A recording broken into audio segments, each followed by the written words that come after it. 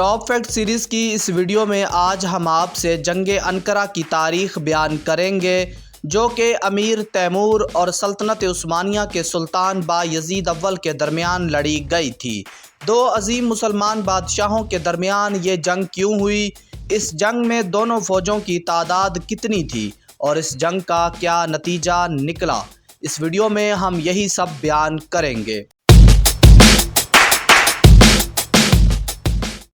دوستو، امیر تیمور اکثر کہا کرتا تھا کہ یہ ضروری ہے کہ زمین پہ صرف ایک ہی انسان کی حکومت ہو، کیونکہ آسمانوں میں صرف ایک ہی الہ ہے، اور اس نے اعلان کیا کہ پوری دنیا پہ اپنی فتح کے جھنڈے گاڑے گا اور کسی بھی دوسرے شخص کی حکومت نہیں رہنے دے گا۔ ان دو جملوں سے آپ امیر تیمور کی سوچ کا ٹھیک اندازہ لگا سکتے ہیں کہ وہ اپنی حکومت اور اپنی سلطنت کو پوری دنیا میں پھیلانے میں کس قدر حریص تھا۔ ہسٹورینز لکھتے ہیں کہ امیر تیمور جس بھی علاقے کو فتح کرتا، وہاں قتل عام کا حکم دے دیتا اور شہروں کو تباہ و برباد کر دیتا اور لوگوں کی کھوپڑیوں کے مینار تعمیر کراتا۔ اس طرح امیر تیمور نے شہروں کے شہر تباہ و برباد کر دیے، لیکن جو شخص امیر تیمور کو پسند آتا تو وہ اس کی خوب عزت کرتا اور اسے مال و زر سے خوب نوازتا۔ اس کے علاوہ امیر تیمور سلسلہ نقش بندیہ کے بزرگوں کا بہت زیادہ احترام بھی کرتا۔ دوسری طرف سلطنت عثمانیہ کے بادشاہ سلطان بایزید اول ایک نیک انسان دوست اور انتہائی فیاض شخص تھے۔ سلطان بایزید اول اسلامی فتوحات کے معاملے میں بہت جذباتی انسان تھے۔ اسی وجہ سے سلطان نے اپنی زندگی میں عیسائیوں سے بہت سی جنگیں لڑیں۔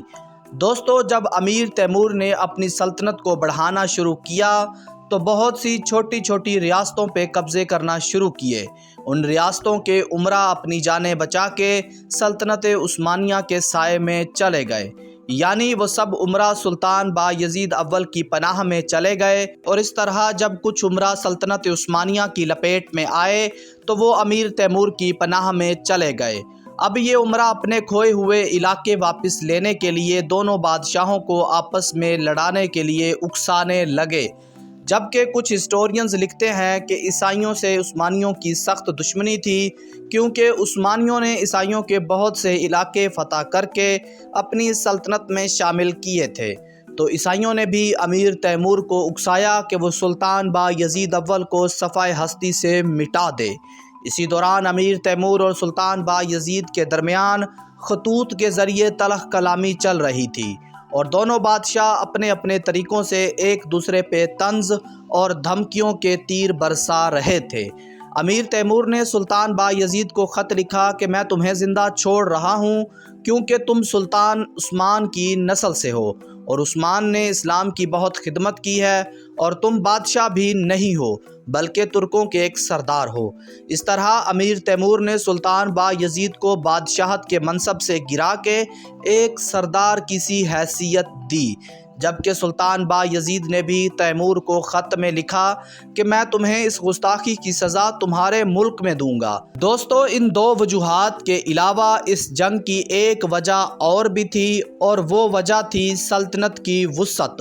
دونوں بادشاہ اپنی اپنی سلطنت کو بڑھانا چاہتے تھے، اور یہی وجہ سب سے خاص وجہ بن کے سامنے آئی۔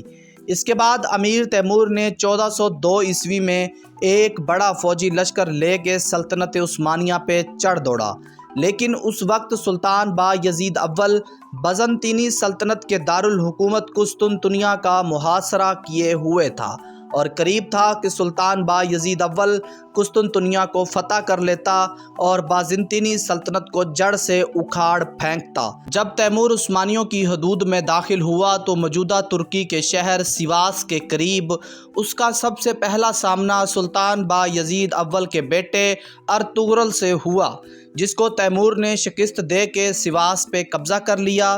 دوسری طرف سلطان بایزید اول نے فوراً قسطنطنیہ کا محاصرہ ختم کیا اور امیر تیمور کے مقابلے میں انقرہ پہنچا۔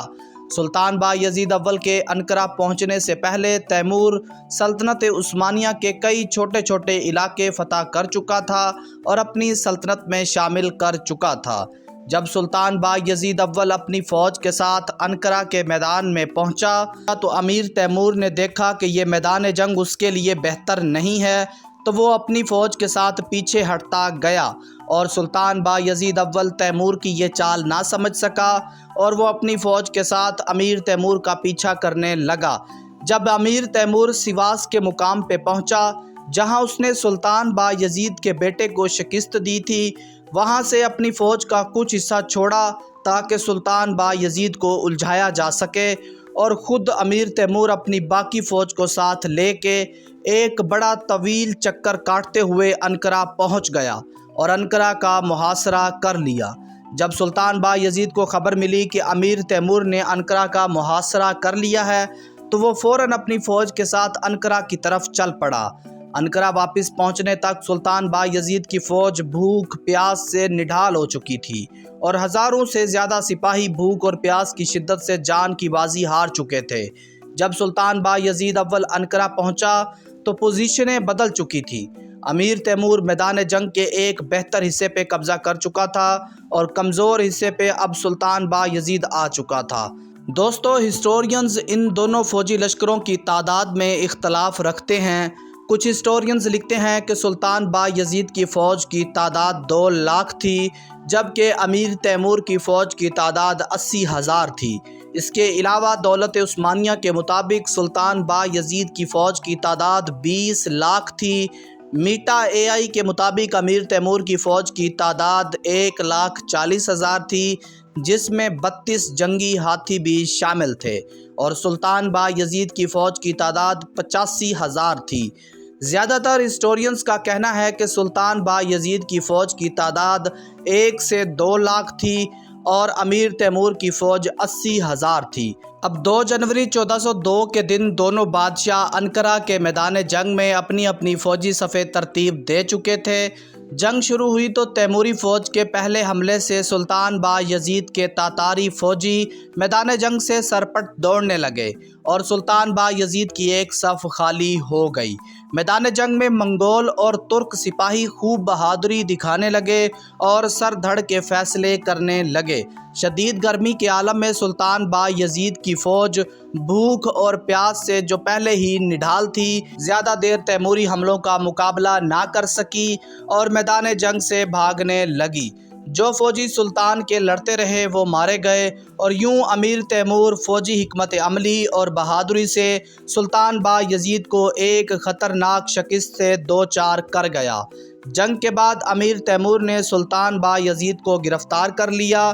مورخین لکھتے ہیں کہ جب سلطان بایزید اول کو گرفتار کر کے امیر تیمور کے سامنے لایا گیا تو تیمور نے خود آگے بڑھ کے اس کا استقبال کیا اور سلطان کے ہاتھ کھولے اور اپنے ساتھ بٹھایا، اور امیر تیمور نے سلطان بایزید کی حالت پہ افسوس کا اظہار بھی کیا۔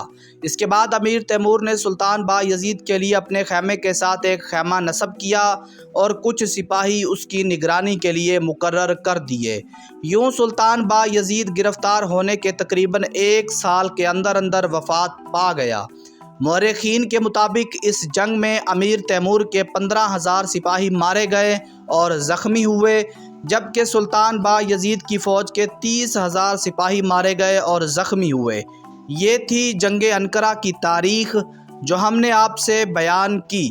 اگر اس ویڈیو کے ذریعے آپ کے نالج میں اضافہ ہوا ہے تو ہمارا چینل سبسکرائب کریں اور ویڈیو لائک کریں۔